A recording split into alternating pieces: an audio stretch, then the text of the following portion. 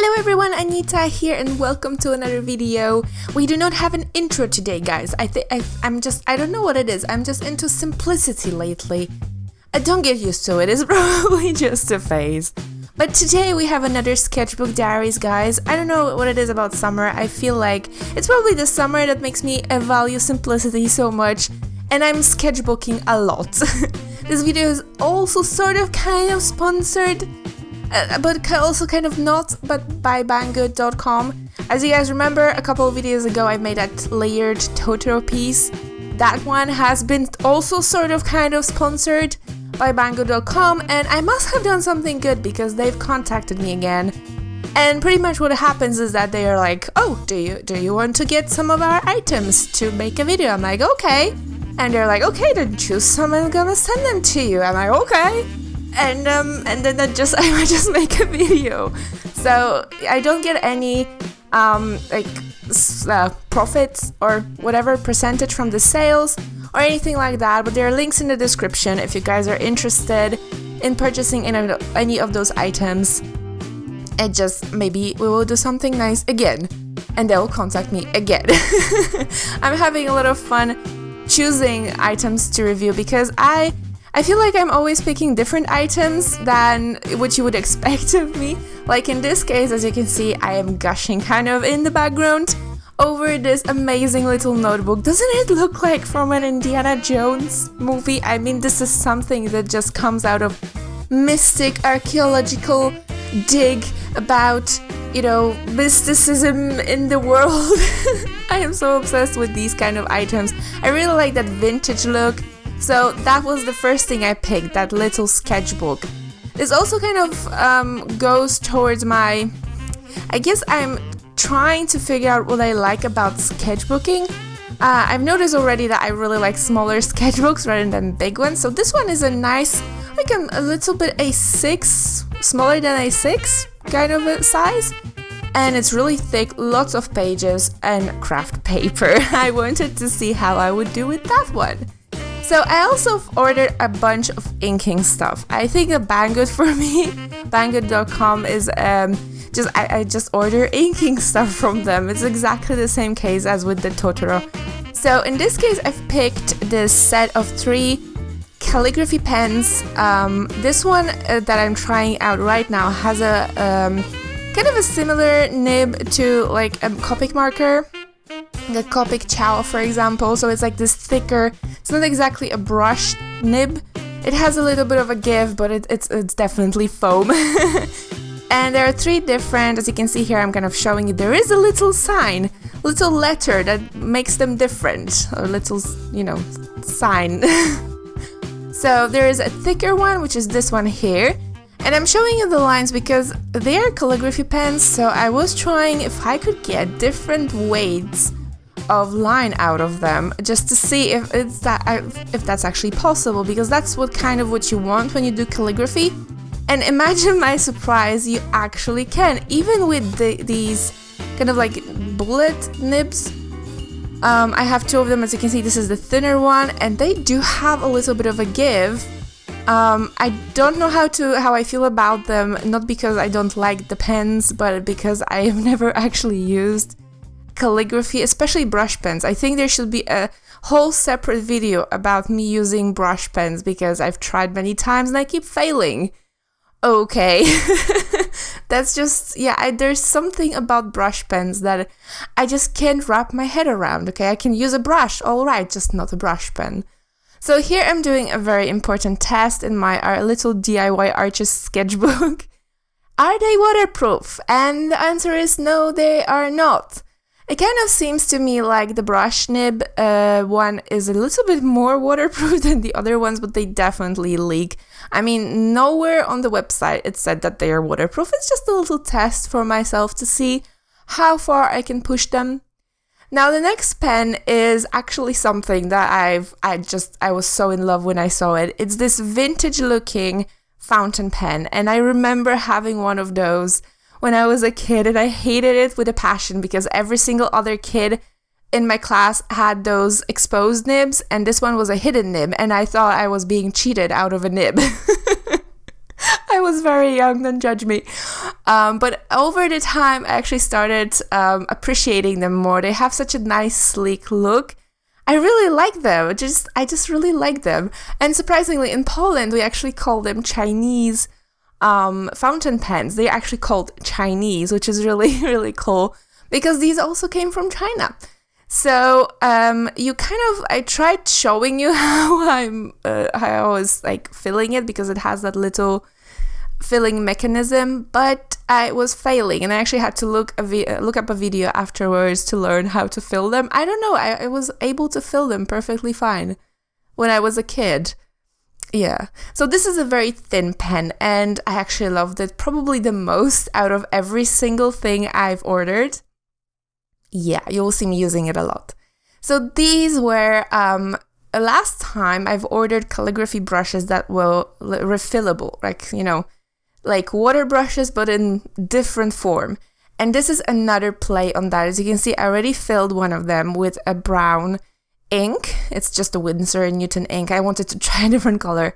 But they're more sizes. I just picked two of them because they come separately, and they have a cap, which means that you can kind of carry it around as you would normally do with just a normal water brush or other pen.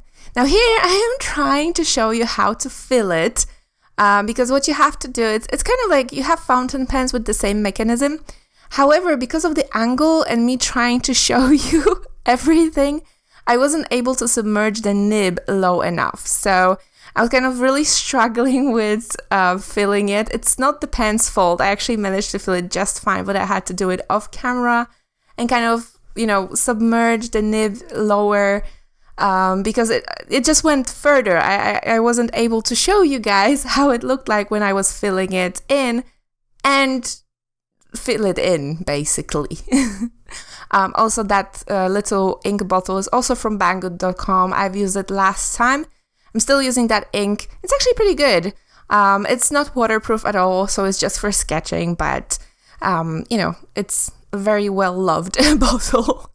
So here I'm trying those nibs, and one of the things, the black one was perfectly fine. It's a little bit too small for my taste. I actually enjoy the bigger ones better. They remind me of just regular brushes. And I've noticed that there was a little bit of extra little hair at the tip, so I just used scissors to cut them. I mean, they are very cheap. You don't expect quality out of them. But just the same as with the calligraphy brushes from last time, these are actually really decent. They feel really cheap in your hand, like they're very light, and the plastic feels cheap. But surprisingly enough, the quality is pretty decent. I'm always very surprised with these brushes. And so here I'm showing you all the ink that I've used, including the ink from the water brushes. It does not come through to the other side. However, I'm going to disclaimer here. Later on, I used some of the ink on other pages, and it was going through at some point when I just kind of had a bigger splosh of ink, not from regular pens, just from the water brushes. And one thing I'm also showing you here is that all the pages lay flat, which is something that I was very happy about because I've noticed that it's really important to me in my sketchbooks. Now, the title of this video is, find your own way of sketching. And that's kind of what I'm doing. That's exactly what I'm doing recently. I'm trying to find my own way of sketching because you know what? If you go to Pinterest, for example, and you type in sketchbook, you're going to find those examples of ridiculously detailed, beautiful pages that just, I'm like, who? Why? And they make me always feel bad because I feel like I am sketching really roughly. And I always sketch roughly. I don't really spend too much time in my sketchbooks at all because I feel like my time is valuable, as stupid as that sounds. And I much rather spend it on actual painting rather than in my sketchbook. Now, I know for a lot of people, their sketchbook is where they actually paint and they use a lot of those paintings. But I don't. And so I always get confused. Well, I used to get confused when I went to Pinterest and I tried to look for some kind of inspiration what to draw in my sketchbook, in my early sketchbook days. And then I saw those extremely detailed, beautiful paintings inside of their sketchbook. I'm like, what am I doing wrong? Do I really suck that much that I can't even produce something like that? Because this is their sketchbook. If this is their sketchbook, what does their paintings look like? So that really didn't make my confidence better. Now, mind you, that was a very long time ago, good year and a half. And eventually I've came to a conclusion that just basically I'm not going to worry about anybody else, and I'm just going to try to do things my own way. And it was hard. I'm not gonna lie or sugarcoat it. It's very hard because you still get bombarded from every single direction with those beautiful sketches, and you're wondering, why am I not making those beautiful sketches? But the thing is that I look for something different in a sketchbook. For me, a sketchbook is a quick, how would you call it? It's just a quick idea dump. I just want to dump the shapes that are in my head so that my head can get clear for new ideas to appear. So, for example, recently I'm spending a lot of time in my garden. My garden is my life. It's just a backyard. It's not really a garden, but just for the sake of, just bear with, just play along, okay? It's a garden. So I am absolutely obsessed with the flowers that appear in my garden, and that's all I can think of. Now, if you follow me on Instagram, the couple of the Juicy June pieces that I've done on Instagram, they're completely flower related. I just love flowers recently.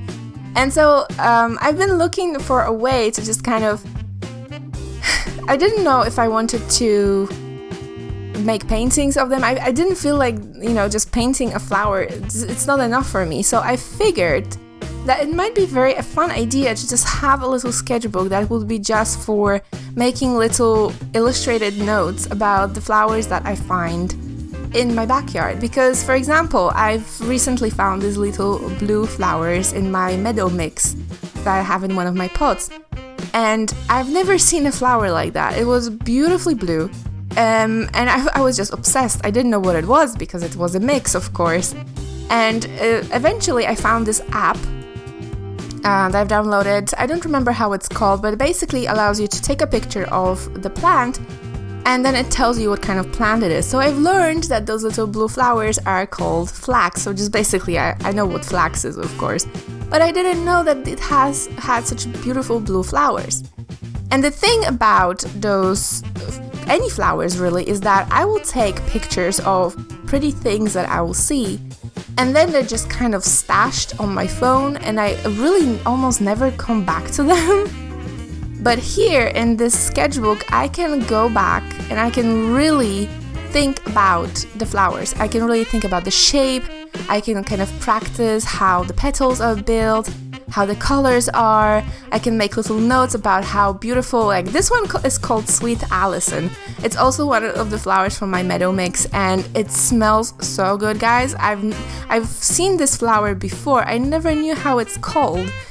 And so yeah, I'm just obsessed now with drawing the little notes and little illustrations for my garden. Now, I've actually this was the first day I've sketched something in this sketchbook, but I've actually been carrying it around for a couple of days now. And as you can see here, I'm showing you what else I drew in there, because we have, of course, the flowers from the beginning with little notes. But I have tons of cucumbers in my backyard now, and I'm thinking about pickling them. So I have little recipes, little jars. This is another flower that's I know it from Poland. And these are some poppies that I've been thinking about drawing for one of the Juicy Junes. And here are some sketches because I'm running a little bit behind in the Juicy June challenge. So basically, I am loving this combo. As you can see, I'm not using all of the stuff that I've asked Banggood.com to send me, but I'll probably make another video just because I want to play with them more. But this combo of this vintage pen and this vintage notebook is just perfect for me. So yeah, that's it for today's video. If you would like to purchase any of these items, there are links in the description, as I've mentioned. And like I've said before, I don't get anything out of it. It's just basically for them to keep track how, you know, popular the video is or something. So yeah, thank you so very much for watching, guys, and I will see you in the next video. Bye!